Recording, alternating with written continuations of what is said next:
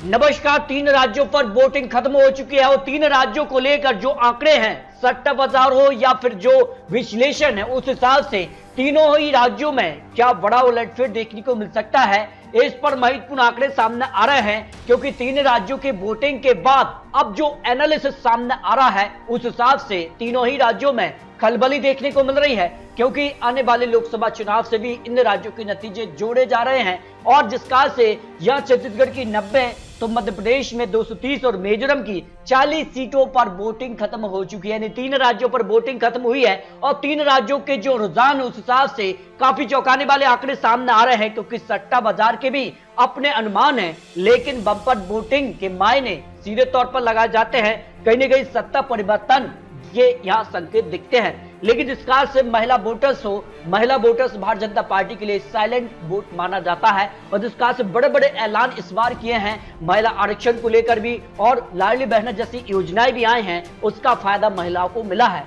तो इस बार क्या कुछ रहा है, क्योंकि बम्पर वोटिंग महिलाओं ने भी की है। फलौदी सट्टा बाजार का जो अनुमान था, उस हिसाब से जो नए आंकड़े फलौदी सट्टा बाजार के सामने आ रहे हैं, वो आपको आगे दिखाएंगे। क्योंकि अब फलौदी सट्टा बाजार ने भी पलटी मार ली है। भारतीय जनता पार्टी को 119 से लेकर 122 सीट राजस्थान में, तो कांग्रेस को 66 से लेकर 68 सीट, यानी राजस्थान में भारतीय जनता पार्टी की सरकार बनती नजर आ रही है। लेकिन अब जो आंकड़े हैं, उस हिसाब से चौंकाने वाले आंकड़े बन सकते हैं। जबकि मध्य प्रदेश को लेकर 108 से लेकर 111 सीट, तो कांग्रेस 113 से लेकर 116 सीटों का अनुमान। जबकि छत्तीसगढ़ को लेकर 33 से 35 सीटों पर भारतीय जनता पार्टी 52 से लेकर 54 सीट का अनुमान फलौदी सट्टा बाजार ने लगाया है। लेकिन अब फलौदी सट्टा बाजार ने भी पलटी मार ली है। क्योंकि जिस काल से वोटर्स इस बार यहां पर शांत रहा है और जिस काल से यहां पर चौंकाने वाले आंकड़े भी मध्य प्रदेश से सामने आ रहे हैं। क्योंकि इस बार वोटर्स साइलेंट तौर पर दिखा है और जिस काल से दिखा है, उस तरह उसने काम नहीं किया है। सीधे तौर पर माना गया है कि कहीं न कहीं यहाँ पर जो है अब राजनीति हर एक या व्यक्ति को भी समझ आ रही है। उस हिसाब से मध्य प्रदेश का वोटर्स इस बार सीधे तौर पर चौंकाने वाले आंकड़े देते नजर आए हैं। तो शुरुआत करते मिजोरम की 40 विधानसभा सीटों पर वोटिंग खत्म हुई है। करीब 40 सीटों पर 77% यहाँ पर मतदान देखने को मिला है। और जो अनुमान लगाया जा रहा है मिजोरम को लेकर, उसमें मेजो नेशनल फ्रंट और कांग्रेस के बीच टक्कर देखने को मिल सकती है, जो आंकड़े बन सकते हैं। और यहाँ पर जिस काल से यहाँ पर बात की जाए, तो कुल यहाँ पर जो है 40 सीटें हैं और मतदाता करीब 8,51,000 या 895 है, जिसमें महिला करीब 4,38,925 और पुरुष यहाँ 4,12,969। यानी यहाँ पर पुरुषों की अपेक्षा महिला वोटर्स ज्यादा है मिजोरम को लेकर। और ऐसे में मिजोरम का क्या आंकड़ा बन सकता है, अगर बात की जाए तो मिजो नेशनल फ्रंट ने 40 सीटों पर चुनाव लड़ा, जबकि भारतीय राष्ट्रीय कांग्रेस ने भी यहां पर 40 सीटों पर चुनाव लड़ा। 40 सीटों पर जोरम पीपल्स मूवमेंट ने भी चुनाव लड़ा। भारतीय जनता पार्टी ने 23 सीटों पर, जबकि आम आदमी पार्टी ने 4 सीटों पर चुनाव लड़ा। 2018 में यहां पर 26 सीटों पर मेजर नेशनल फ्रंट ने जीत हासिल की थी। लेकिन इस बार जो आंकड़े बन रहे हैं वोटिंग के बाद, जो आंकड़े रुझान हो सकते हैं, उसमें 15 से 17 सीट पर कांग्रेस, तो 15 से 17 सीट पर मेजर नेशनल फ्रंट के बीच ही कांटे की टक्कर देखने को मिल सकती है। जबकि अगर बात की जाए जोरम पीपल्स मूवमेंट को 5 से 8 सीट और अन्य पक्ष में 1 से 3 सीटों का अनुमान दिखाई दे रहा है। यानी मिजोरम में सीधे तौर पर कांग्रेस और मेजर नेशनल फ्रंट के बीच ही कांटे की टक्कर है। लेकिन जनता ने इन बड़े नेताओं की किस्मत का फैसला ईवीएम में तय कर दिया है। 3 दिसंबर को यह नतीजे सामने आ जाएंगे। क्योंकि 40 सीटों पर जो सी वोटर का सर्वे था, उसमें मेजर नेशनल फ्रंट को 13 से 17 सीट, तो कांग्रेस को 10 से 14 सीट। यहाँ पर बात की जाए जेटीएम पार्टी को 9 से 13 और अन्य के पक्ष में 1 से 3 सीटों का अनुमान था। लेकिन बात की जाए तो यहाँ पर कई और यहाँ पर आंकड़े बन रहे हैं। लेकिन छत्तीसगढ़ की 90 सीटों पर 2 चरणों में वोटिंग खत्म हुई है और अपने अपने जीत के दावे सामने आ रहे हैं। तो छत्तीसगढ़ का क्या अनुमान यहाँ पर हो सकता है, कौन जीतेगा छत्तीसगढ़, क्योंकि महत्वपूर्ण लोकसभा चुनाव के भी माना जा रहा है। पहले फेज के लिए यहाँ पर करीब 78% मतदान देखने को मिला था। 9 जिले और 20 सीटों पर वोटिंग हुई थी। और अगर बात की जाए तो यहाँ पर सीधे तौर पर काफी महत्वपूर्ण माना गया था पहला फेज। तो छत्तीसगढ़ में दूसरे फेज के लिए यहाँ पर 70 सीटों पर 19 जिलों पर भी वोटिंग खत्म हो चुकी है और 70 सीटों पर जो आंकड़े हैं वो यहाँ पर चौंकाने वाले सामने आ रहे हैं, क्योंकि 2018 में इन 70 सीटों के लिए कांग्रेस को 51 सीट, तो भारतीय जनता पार्टी ने 13 सीट और इनके पक्ष में 6 सीटें रही थी।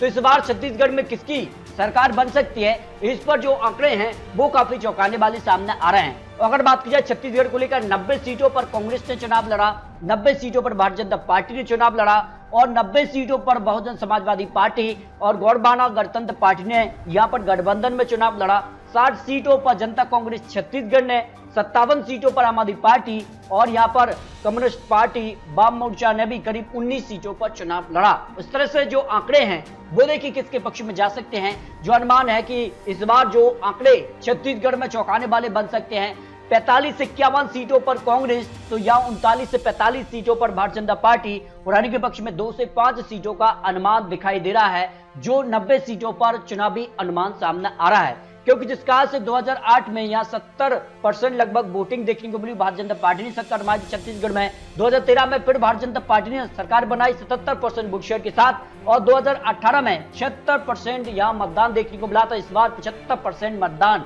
तो अनुमान है और सीधे तौर पर छत्तीसगढ़ में कांटे की टक्कर देखने को मिल सकती है। लेकिन मध्य प्रदेश की 230 विधानसभा सीटों पर बम्पर वोटिंग देखने को मिली है, सारे रिकॉर्ड टूटे हैं। उस हिसाब से क्या मध्य प्रदेश में परिवर्तन देखने को मिल सकता है, क्योंकि जिस कार के आंकड़े बनना है, क्योंकि 77.02% मतदान मध्य प्रदेश में देखने को मिला है, तो बम्पर वोटिंग के क्या मायने निकाले जा रहे हैं। कांग्रेस अपने नजरिए से मायने निकाल रही है, जबकि भारतीय जनता पार्टी इसे अपने नजरिए से देख रही है। लेकिन आंकड़े किसके पक्ष में जा सकते हैं, क्योंकि फलोदी सट्टा बाजार ने भी मध्य प्रदेश को लेकर अब जो आंकड़े हैं उस हिसाब से पलटी मार ली है। तो नए आंकड़े क्या इशारा कर रहे हैं मध्य प्रदेश को लेकर, क्योंकि मध्य प्रदेश में कुल यहाँ पर 5.6 करोड़ वोटर्स आते हैं, जिनमें महिला वोटर्स करीब 2.72 करोड़ यहाँ पर हैं, तो जबकि पुरुष मतदाता जो है करीब 2 करोड़ 88 लाख यहाँ पर हैं। तो इस तरह से अगर बात की जाए मध्य प्रदेश को लेकर, साल 2023 में करीब यहाँ पर 77% लगभग जो फाइनल आंकड़ा है 77% वोटिंग देखने को मिली है। 2018 के मुकाबले यहाँ पर ज्यादा मतदान देखने को मिला है। 2013 में 72 थी और 2008 में 69, यानी सारे रिकॉर्ड मध्य प्रदेश के टूटे हैं। उस हिसाब से क्या अनुमान लगाया जा रहा है मध्य प्रदेश को लेकर, भारतीय जनता पार्टी ने यहाँ 230 सीटों पर चुनाव लड़ा, तो कांग्रेस ने भी 230 सीटों पर चुनाव लड़ा। इस बार बहुजन समाजवादी पार्टी ने 218 सीटों पर चुनाव लड़ा गठबंधन के तौर पर, और यहाँ पर बात की जाए 86 सीटों पर आजाद समाजवादी पार्टी ने भी चुनाव लड़ा। समाजवादी पार्टी ने 71, 66 सीटों पर आम आदमी पार्टी और यहाँ पर जेडीयू ने भी 10 सीटों पर चुनाव लड़ा। और माने जाते हैं कि 2018 में समाजवादी पार्टी बीएसपी ने कांग्रेस को झटका दिया था, कई सीटों पर कांग्रेस को हार का सामना करना पड़ा था।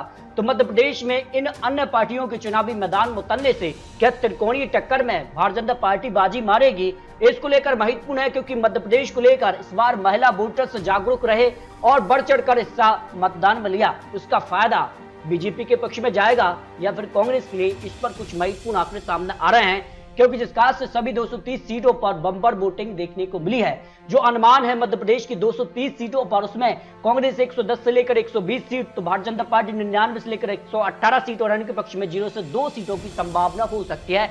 उस हिसाब से मध्य प्रदेश में दोनों ही पार्टियों की सरकार बन सकती है, क्योंकि जिस कार के आंकड़े बन रहे हैं और जिस कार के रुझान सामने आ रहे हैं, उस हिसाब से मध्य प्रदेश में किसी भी अनुमान पर पहुंचा नहीं जा सकता है। फिलहाल यहाँ पर अनुमान ही लगाया जा रहा है कि मध्य प्रदेश में कांटे की टक्कर देखने को मिल सकती है। तो इस तरह से मध्य प्रदेश हो या छत्तीसगढ़ हो, अन्य राज्यों के लेकर आपको महत्वपूर्ण विश्लेषण दिखाए हैं। फलोदी सट्टा बाजार का भी अनुमान, यहाँ पर राजस्थान में भारतीय जनता पार्टी सरकार बना सकती है, मध्य प्रदेश में यहाँ पर कांग्रेस और यहाँ पर सीधे तौर पर भारतीय जनता पार्टी के बीच कड़ी टक्कर दिखाई दे रही है, जबकि छत्तीसगढ़ में कांग्रेस का पलड़ा भारी हो सकता है, जो फलोदी सट्टा बाजार का अनुमान सामने आया है। लेकिन आपको बता दें ये चुनावी आंकड़े, चुनावी अनुमान है। 3 दिसंबर को नतीजे सामने आ जाएंगे पांचों ही राज्यों के लिए, क्योंकि जिस कार के आंकड़े अब बन रहे हैं, जिस कार के रुझान है, उस हिसाब से मध्य प्रदेश, छत्तीसगढ़ और मिजोरम में यहाँ पर जो है चौंकाने वाले आंकड़े बन सकते हैं। तो आपको क्या लगता है, आप रख सकते हैं, क्योंकि आने वाले लोकसभा चुनाव के लिए भी पांचों ही राज्यों के नतीजे महत्वपूर्ण माने जा रहे हैं। तो लोकसभा चुनाव को लेकर भी बहुत जल्द आपको महत्वपूर्ण विश्लेषण दिखाने वाले हैं। तो आपको क्या लगता है, क्या लोकसभा चुनाव पर इन राज्यों के नतीजों का असर कितना पड़ सकता है, इस पर अपनी राय रखिए। मिलते दोस्तों और लेटेस्ट और महत्वपूर्ण विश्लेषण के साथ, तब तक की जय हिंद, जय भारत।